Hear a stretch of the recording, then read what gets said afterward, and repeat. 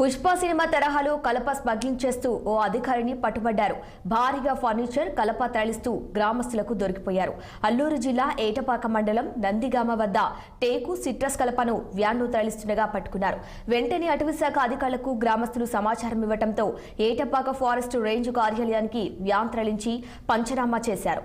ఘటనలో సుమారుగా 5 లక్షలు విలువ చేసే భారీ కలప పట్టుబడింది. అక్రమంగా కలప రవాణా చేస్తూ పట్టుబడ్డ రేంజ్ అధికారిని విషయంలో అటవీశాఖ అధికారులు తరలి పట్టుకుంటున్నారు. అటు ఇంత పెద్ద మొత్తంలో కలప రవాణా చేస్తూ పట్టుబడటంతో ఉన్నతాధికారులు సైతం రేంజర్ పై చర్యలు తీసుకునే ఆలోచన ఉన్నట్లు అధికారులు వెల్లడిస్తున్నారు. గతంలో రేంజర్ అధికారినిపై అనేక ఆరోపణలు వచ్చాయి. కలప తరలించే విషయంలో అనేక ఆరోపణలు ఎదుర్కొంటున్న ఇలాంటి అధికారులకు కొమ్ము కాస్తున్న వ్యక్తులపై అటవీశాఖ మినిస్టర్ కి ఫిర్యాదు చేస్తామంటూ స్థానికులు మండిపడుతున్నారు. అక్రమ రవాణా విషయంలో ప్రస్తుత కూనవరం రేంజ్ అధికారి పాత్ర ఉందంటూ స్థానికులు ఆరోపణ చేస్తున్నారు.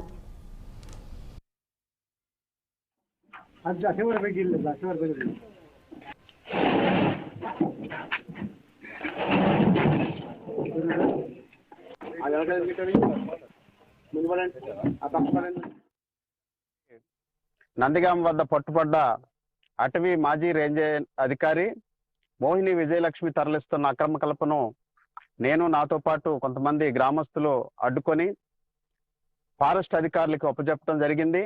కానీ ఫారెస్ట్ అధికారులు నిన్నటి నుంచి దాగుడు మూతలు ఆడుకుంటూ ఈ విషయాన్ని దాచిపెట్టేందుకు తీవ్రంగా ప్రయత్నిస్తా ఉన్నారు. గతంలో కూడా ఈ రేంజరు ఇలాగే ఇదే లారీతోటి తిరువూరుకు 2-3 సార్లు తీసుకెళ్లినప్పుడు విజువల్స్ తో సహా వీడియోలతో సహా అధికారులు కంప్లైంట్ చేస్తే దాన్ని నీరుగార్చారు.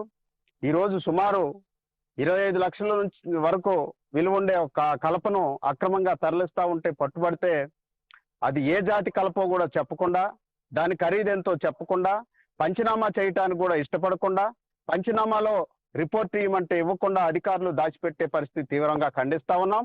కొంతమంది ఫారెస్ట్ అధికారులు ఇంటి దొంగల్ని కాపాడటానికి ప్రయత్నిస్తా ఉన్నారు. రేపు ఉదయం అటవీ శాఖ మంత్రి పవన్ కళ్యాణ్ గారిని కలిసి ఈ విషయాన్ని ఫిర్యాదు చేయనున్నాం.